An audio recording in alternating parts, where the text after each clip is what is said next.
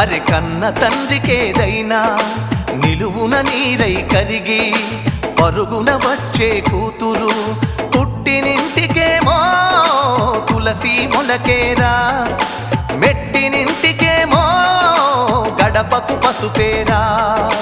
కాసంతా కుంకుమనే చచ్చేదాకా కోరుకునేది, అందుకే కంటే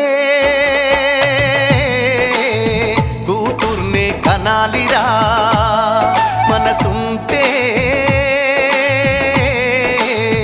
మగాడిలా పెంచాలిరా.